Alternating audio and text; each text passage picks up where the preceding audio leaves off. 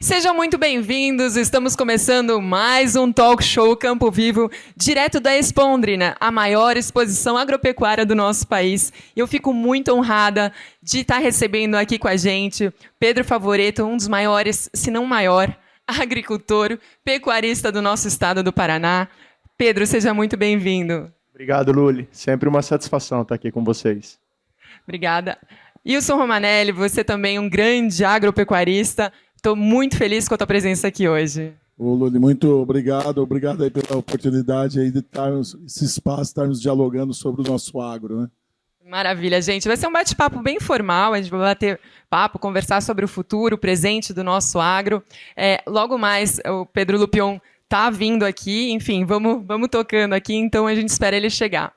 E eu queria também agradecer aos nossos patrocinadores, a Bravino, que está sempre aqui com os vinhos. Aliás, todos estão convidados a degustarem o nosso vinho da Bravino. Tem um vinho branco e tinto, para quem gosta, viu? Eu também queria agradecer o patrocínio da Alcântara Agroengenharia, seu patrimônio em boas mãos. Rafael Alcântara, um excelente engenheiro agrônomo, que faz laudos impecáveis. Rafael, obrigada pela parceria. E agradecer, é claro, o Cicobi, que é o meu parceiraço do Campo Vivo e sempre está aqui com a gente, presente no nosso talk show. Então vamos começar, pessoal? Pedrinho, vou começar com você. Você que é um grandíssimo agricultor do Paraná, né? Pecuarista também, que eu sei. Eu gostaria de saber qual que é como que você faz no teu dia a dia para você se diferenciar? Hoje o agro está super na moda, todo mundo fala que o agro é pop, o agro é tudo, o agro é realmente tudo, mas o que faz você se manter nessa atividade tantos anos sem utilizar recursos financeiros de banco e entidades como essas? Eu acho que primeiro a paixão, né? Eu acho que quem começou no agro, que nem o Wilson sabe disso, é uma paixão, você também.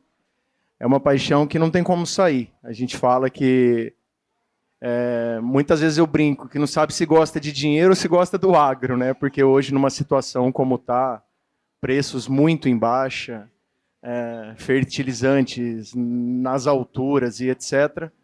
Mas é uma indústria a céu aberto. Eu acho que cada dia é um desafio, não é o primeiro, também não é o último. E eu acho que quem conseguir ficar, e todos são muito lutadores, todo mundo que nasce no agro ou que entra no agro passa a ter essa paixão. E eu acho que todo mundo vai passar isso daí e bons dias virão ainda. Hoje a gente está vivendo um momento realmente delicado, né? Muitas pessoas buscando recursos no banco, pouco crédito disponível, né, Romanelli? E realmente é complicado a gente estar produzindo num cenário tão instável como esse. Na sua visão, como é que você vê esse dia a dia acontecendo em termos na sua propriedade? Luli, o Pedrinho falou tudo aqui agora, né? Acho que é mais por paixão, viu? Porque realmente é uma luta. Nós temos muitas dificuldades hoje no agro, impostas ao nível de preço de venda, preço de compra de insumos, né? O custo de maquinário e, claro, as políticas hoje governamentais, financeiras, né? Você vai comprar uma máquina 15% de juros, é impagável para o produtor. Aí começam a vir as dificuldades, começa a vir o excesso da manutenção, né? Cada dia se apura menos e realmente hoje o nosso mercado se encontra com muita dificuldade. Mas como diz o Pedro, nós acreditamos que isso passa, mesmo porque nós somos persistentes e acreditamos no nosso negócio, acreditamos nesse país. Maravilha. Pedro, agora conta para nós um pouquinho, as pessoas aqui que estão presentes. Eu volto a falar, gente, o pessoal chegou aqui, o Pedro, um grande produtor de soja paranaense, um grande amigo também. Pedrinho, qual que é o segredo seu, assim, do teu dia a dia? Como é que você consegue conciliar tantos alqueires juntos, com tanto trabalho e tanta eficiência? Trabalhando muito. Eu acho que o segredo é o que o Batata falou, a gente, por mais que esteja numa dificuldade muito grande, a gente não pode parar, porque senão acarreta num prejuízo futuro. Eu acho que pelo menos produzir a gente tem que produzir, tendo preço ou não, porque se você não tendo preço e você ainda não produzir, aí acabou mesmo. Então, acho que a gente tem que continuar buscando tecnologia, tem que continuar buscando... Obviamente, vai trocar maquinário? Não vai trocar numa força que trocava antes, com tudo em ascensão. Claro que hoje é pé no freio total. Mas tem que tomar cuidado. O que é o pé no freio, né? Que nem o Batata falou. Às vezes, o não trocar fica mais caro manter. Então, eu acho que tem que continuar com tecnologia, sim, sempre estar olhando. Muitas coisas acompanharam essa crise, acompanharam o que eu falo para baixo, e muitas coisas, infelizmente, não acompanhou, ou até mesmo subiu, como a gente pode ver hoje um óleo diesel, fertilizante, como eu falei já. Mas eu acho que é isso, é muito trabalho, é trabalho duro, profissionalizar, mas tá com a mão ali na massa também, tá vendo, tá com a bota suja também, não é só ficar atrás de uma mesa. Muitas vezes ficar atrás da mesa também, olhando para ter os custos na mão. Eu acho que é isso. É tentar atravessar essa onda agora sem cair a produção. E, assim, acho que a receita, né, Batata, é meio óbvio. É tentar produzir o máximo possível com o menor custo. Que é uma arte, né, Batata? É uma arte, é uma indústria a céu aberto, né? É uma indústria. Isso que eu ia falar agora. Não podemos esquecer que é uma indústria a céu aberto e não temos como parar. Você não tem que falar assim, vou parar de produzir esse ano, vou voltar o ano que vem. Não tem. Você tem que dar sequência. O Pedrinho também lembrou bem da tecnologia, buscar essa tecnologia. Então, às vezes, a gente acaba com esse recurso da tecnologia. Eu mesmo, no meu plantio de inverno, eu reduzi a quantidade de plantio, mas aumentei a qualidade e a tecnologia do meu investimento no plantio, né? Para compensar e passar esse período para nós aqui para o Sul. Você sabe que realmente o frio cria muita dificuldade para nós. Com certeza. Vamos mudar um pouquinho de assunto agora, gente? Olha só, para quem não sabe, esse ano vai ter, infelizmente, bate-chapa na nossa entidade, Sociedade Rural do Paraná. E o Wilson Romanelli, o Batata, ele é um dos nossos candidatos aqui. E antes de entrar para saber mais ou menos as suas ideias e tudo, eu queria saber de vocês qual a importância da gente ter um representante de classe à altura. Eu falo altura porque, às vezes, um ou outro que não representa a nossa entidade, às vezes, não a nossa entidade aqui em si, mas eu falo no geral, assim, não faz parte do nosso mundo e se aventura nisso. Como é que você vê essa situação, e você também, Pedrinho, com relação ao nosso representante de classe? Lula, eu acho que a gente tem que começar pela uma capacidade de agregar as pessoas, né? Porque uma entidade como a nossa, ela foi criada, né, com intuito, com dedicação de pessoas, com pessoas parceiras, amigos, companheiros, e lutar por uma causa, que é o quê? Uma representatividade ao produtor, ao sócio. Então, a nossa rural, né, conforme a gente fala carinhosamente, a SRP, a Sociedade Rural do Paraná, ela com seus 80 anos, né, nós estamos fazendo esse ano 80 anos, olha quantas pessoas trabalharam e se dedicaram para isso. Então, acho que começa por isso. Você agregar as pessoas bem intencionadas, né, com o mesmo objetivo. Porque nós temos que ter um equilíbrio aqui, né? A rural ela tem que manter a estrutura dela, indiscutível, essa feira maravilhosa, né, que nós temos, e manter essa representatividade nossa junto ao produtor. Nós temos que ter voz junto ao produtor, né? Você mesmo falou, daqui a pouco o Pedro está aqui, Pedro Lupion, né? Uma pessoa que vem nos representando muito, muito frente ao Congresso. Muito, né? muito mesmo. E para estar aqui, essas pessoas agregadas, essas pessoas têm que saber o que elas estão falando. O Pedro, sentar numa cadeira da agricultura, né, da agrícola, um representante, ele sabe o que ele está falando. Quando sentar na frente de um produtor, sentar na frente de um deputado, sentar na frente do secretário de Estado, ele sabe o assunto que tem que ser tratado. Né? Assim como nós nos propomos, né, coloquei meu nome à disposição da entidade, da chapa, justamente por acreditar nisso. Eu acredito que, acho que com os meus 60 anos, eu posso contribuir muito com a rural do que eu aprendi minha vida toda. Porque não só como agricultor, né, sou apaixonado por cavalo, como você sabe, né, também sou empresário, então eu me disponho a colocar essa experiência à disposição da nossa sociedade rural. Que maravilha. Pedrinho, como que um presidente de uma entidade tão importante como essa rural afeta a vida do produtor rural em geral? Não só a sua, mas na sua visão do produtor em si.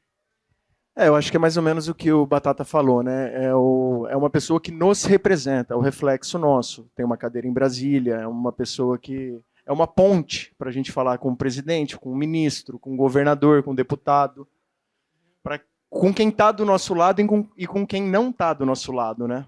Ó o Pedro. Olha quem chegou, bem-vindo. Acabamos de falar. Obrigada pela presença. Dispensa a apresentação, né, gente? Esse é o nosso líder mora aqui da Frente Parlamentar da Agricultura. Pedro, seja muito bem-vindo. E ninguém melhor que você para falar sobre política, não é verdade? Aproveitando a sua vinda, queria saber de você como é que está a situação em Brasília, como está a representação sua, na verdade, como está a representação sua não, como está a sua luta em prol do agro lá em Brasília. Conta um pouquinho para nós. Boa tarde a todos. Desculpa o atraso, mas hoje está movimentada a feira, ano de eleição é assim, né, gente? A turma aparece gente de todo lado aqui. Mas quero, cumprimentando o Batata, cumprimentar o Pedrinho, cumprimentar a Luli, obrigado pelo convite.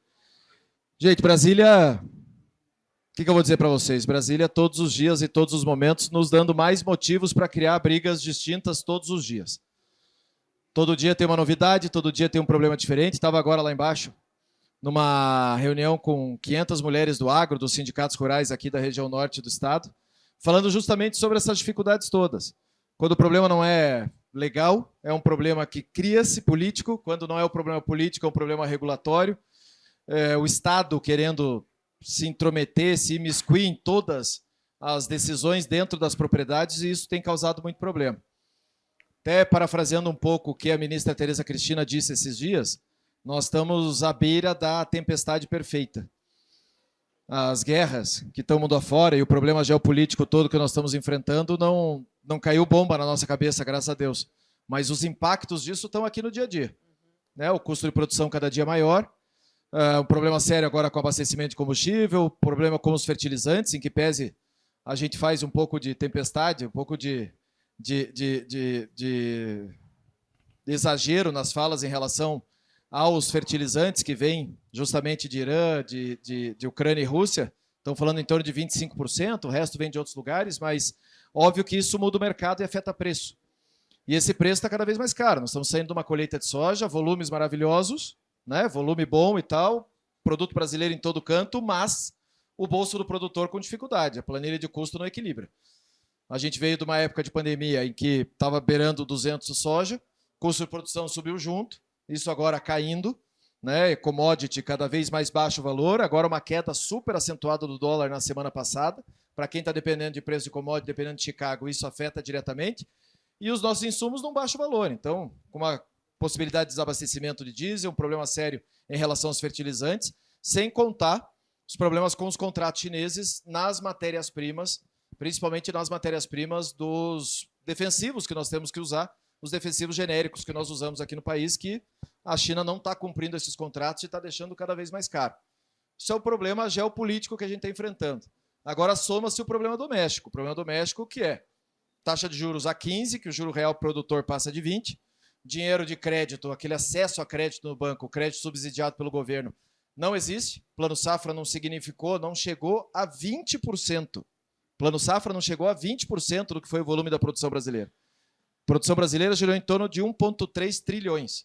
Plano Safra foi algo em torno de 400 bilhões, ou seja, não é o suficiente para todo produtor conseguir acessar.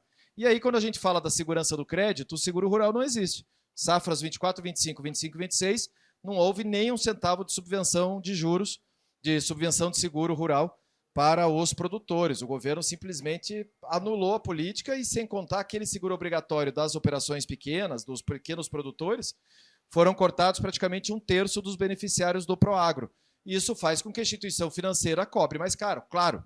Né? Quanto maior o risco, fica mais caro o crédito. Não estou falando do grande, aquele grande se vira, dá um jeito, mas o médio e pequeno produtor que precisa conseguir no banco acessar um crédito subsidiado para conseguir produzir. Hoje a gente está saindo de uma safra, entrando em outra, sem ter a condição de garantir esse apoio ao produtor. Soma-se a tudo isso um problema sério de perdas climáticas e de problemas de intempéries que nós tivemos numa boa parte dos municípios produtivos do Brasil. Aqui no Paraná são 67 municípios, se eu não me engano, que a gente teve uma sequência de 4 safras afetadas e que nós conseguimos aprovar dentro do Congresso um socorro.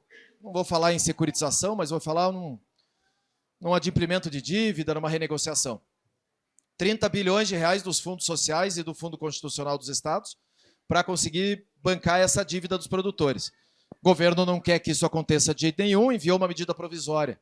E essa medida provisória não chegou a 12 bi, ou seja, só para atender o Rio Grande do Sul nós estamos falando em 30, né? Ou seja, esse valor total hoje para atender o Brasil passa de 120 bilhões.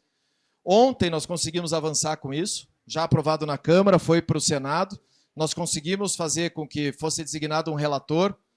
Eu não gosto do nome, ficou o relator Renan Calheiros, porém, ele é o presidente da Comissão de Assuntos Econômicos do Senado, vai dar celeridade nessa tramitação para que a gente consiga dar pelo menos um alento para aquele produtor que não tem nem garantia real para dar mais para acessar dinheiro no banco.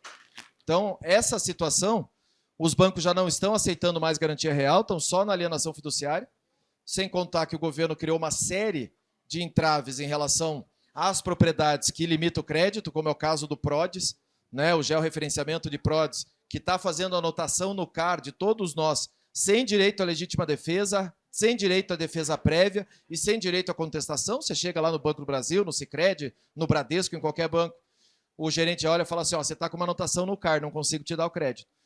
Sem saber, porque o PRODES ele não analisa o que foi área de manejo autorizado, não analisa o que foi a área que você pode usar dentro da propriedade, nem se foi colheita ou não. Esses dias embargaram uma área aqui, em Telêmaco Borba, aqui no Paraná, que era uma área de colheita de eucalipto da Klabin. Colheita de eucalipto, ou seja, mais regularizado que isso não existe.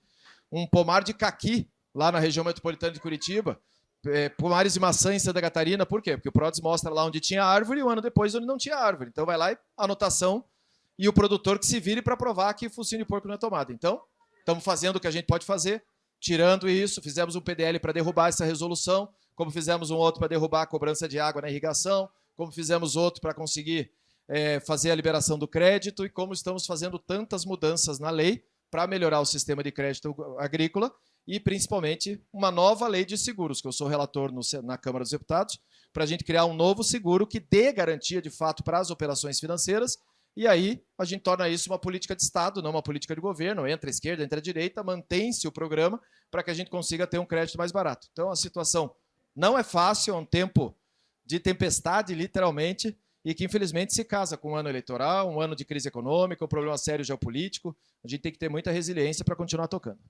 Que tristeza tudo isso, né, que o produtor está vivendo. Fala, Romanelli. Eu não sei se isso daqui, o que o Pedro agora falou, foi uma explicação de um deputado ou foi um desabafo de um produtor rural. Eu ia Os dois, justamente né? perguntar isso. É verdade que você também é um grande E fala produtor. sentindo na alma, né, Pedrão? Dói, né? Como é que faz o produtor para sobreviver na área? Vamos, Pedro. Ixi, que difícil. Acho que é o que o Pedro falou, né? Meu pai tinha uma frase que ele falava o seguinte: só deixar a gente trabalhar tá bom, só não atrapalhar, não precisa ajudar, só não atrapalhar.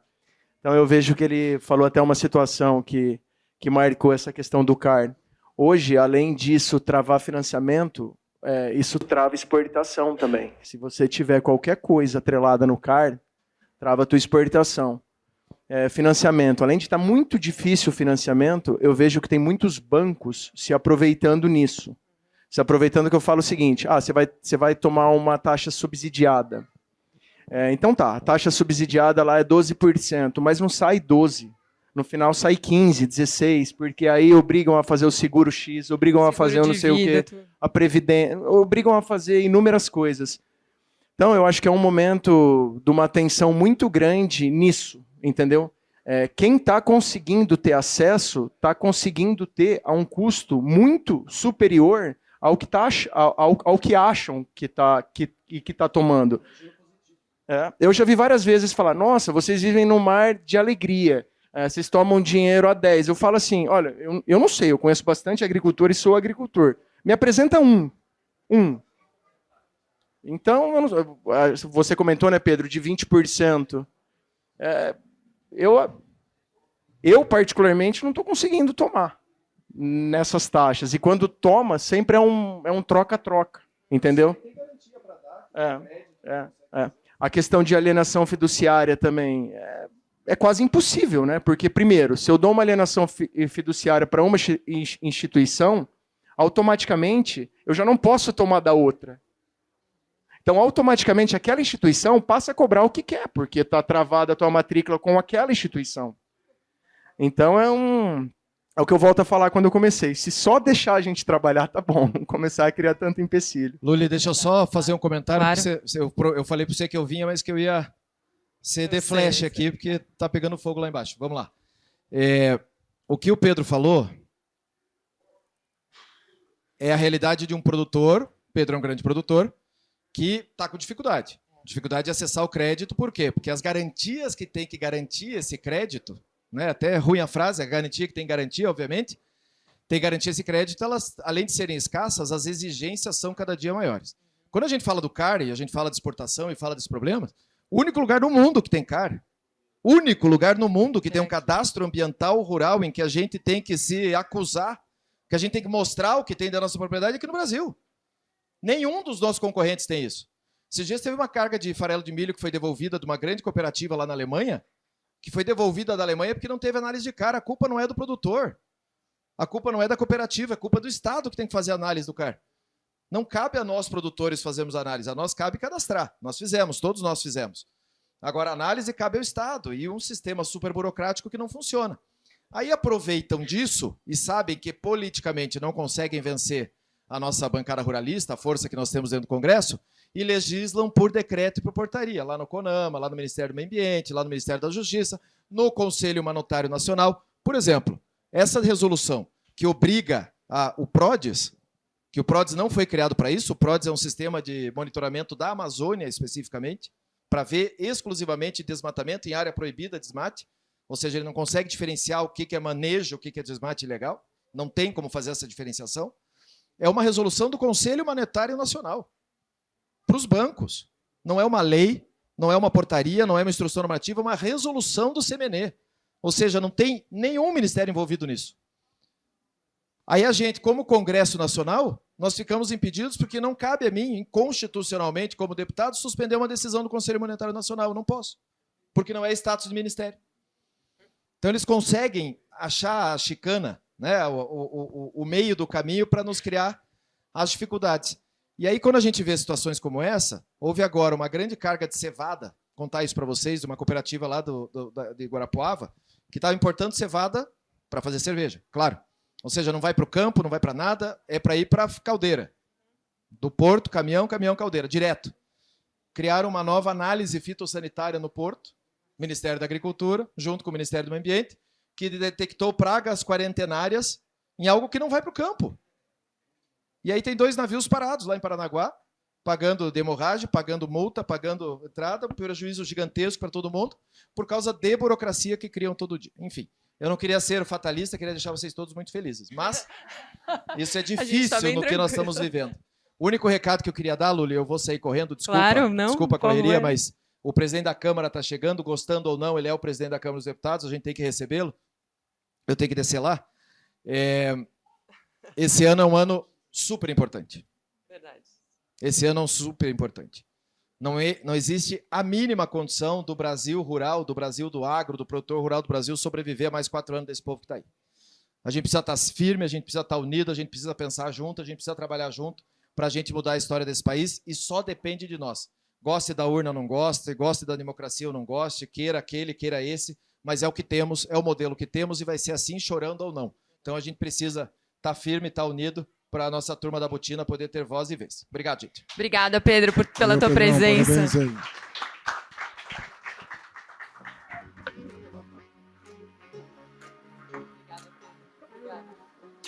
A gente vai continuar mais um tema aqui com os nossos convidados também. Sobre agora um assunto interessante que eu vejo cada vez mais famílias buscando um espaço dentro de uma sucessão familiar no campo. O Pedro é uma sucessão familiar, né, que deu certo. E eu queria que você dividisse um pouquinho para nós a tua experiência, a tua visão para as futuras gerações, no caso, seus filhos. É o que eu falei no começo, né? Eu acho que o agro começa tendo uma paixão, porque, ainda mais nos dias de hoje, se for fazer conta, se for colocar numa planilha, obviamente que não é o melhor negócio e nem longe do melhor. Então, acho que é isso, é uma paixão, é desde cedo no campo, é aquela paixão de andar a cavalo, aquela paixão de ver aquilo, de ver nascer, de ver colher, de empregar, de ter uma família, né? A gente, que nem o meu negócio lá, que chama Fazendas Reunidas, a gente fala que é família reunidas. Então, é uma situação que eu particularmente, eu não sei explicar. Às vezes o Batata vai falar melhor, mas eu já tive outros negócios sem ser o agro, e hoje eu estou no agro, quero morrer no agro, quero que minha filha que está ali siga essa lição, que por mais que a gente está falando de tempestade, mas eu tenho certeza, não sei, da minha época eu nunca passei por isso, e faz 20 anos que eu estou nisso, mas eu tenho certeza que vai melhorar. Ó. Falando nela, oi linda! Olha que princesa. Essa é a Bibi, gente. Mas que bacana, viu, Pedrinho? Você tem uma história tão bonita. Parabéns mesmo. Em que momento, inclusive, que ela chega, né? Justamente falando de sucessão. E você, o que você pensa sobre a sucessão no campo, ainda mais diante desse caos todos que a gente está vivendo, segundo o nosso deputado aqui, contou que as péssimas notícias do agro. Isso, complementando um pouco a fala do Pedro, acho que ele falou em segundos aqui, né? Assuntos de levar horas aqui. Né? O nível de informação dele. Falei há pouco sobre a nossa representatividade que ele nos dá e, claro, que nós temos que estar apoiando e aproximando. Volta para lá, essa é a das grandes funções nossas aqui da entidade, da sociedade rural. E falando em sucessão, eu acho que eu sou uma prova viva disso também, porque desde a idade dela também, que eu vivo, né, no mundo do agro, aliás, se pegar da família, pelo amor de Deus, meus pais, meus avós, bisavós, nossa origem, né, desde que vieram da Itália, produtores de café, pecuária, e papai foi um dos primeiros produtores de sojas aqui em Londrina. Naquela época nós entregávamos soja, Pedro, em sacada, não existia silo. Chegava a colheitadeira, as massas 210, Clasconso, botava ali tudo e sacava e entregava para ela. Então você vê, né, que história de tudo isso daí. E então eu pude vivenciar isso. E claro, estou tendo a oportunidade, assim como meu pai me trouxe muito próximo aos negócios, ao agro, eu também estou tendo a oportunidade de trazer meus filhos, né? Meu braço direito hoje são meus 2 filhos, o Tiagão, a Natália. A família, né? Você acabou de falar agora. Família, não tem. Acho que não existe nada no mundo que antes sem o apoio da família. Então, eu estou tendo essa oportunidade de ter sucedido e passar isso aos meus filhos, que é muito importante, porque se ela não crescer gostando do agro, não vai acontecer. É verdade. Você gosta, né, Bibi, pelo visto, hein? Não tem nem jeito, né? Fala, Mabi. Não tem nem escolha. Gente, a gente vai ficando por aqui. Eu queria agradecer a presença de todos vocês, do Romanelli aqui com a gente. Se Deus quiser, nosso futuro presidente da Rural. Romanelli, para mim é uma honra estar do seu lado aqui. Você aqui é um grande produtor que eu admiro demais. E, enfim, queria te agradecer a tua presença. Pode falar. Luli, muito obrigado. Obrigado aí pela oportunidade de estar falando um pouquinho sobre nós, né?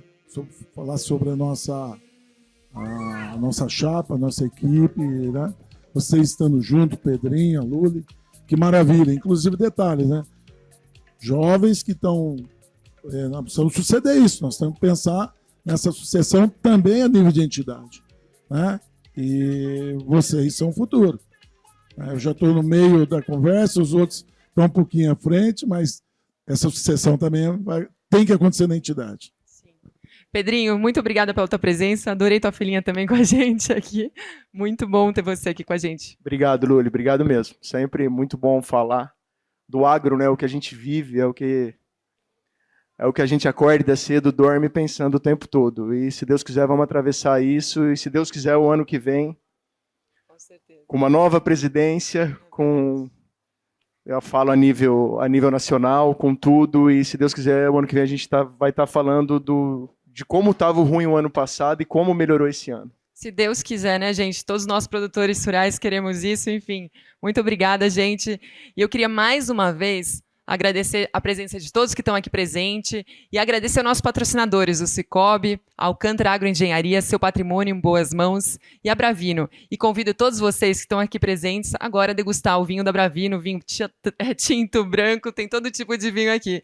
E você não saia daí, vê mais as informações todas no nosso Campo Vivo, todos os domingos às 7h30 da manhã. Eu espero você. Tchau!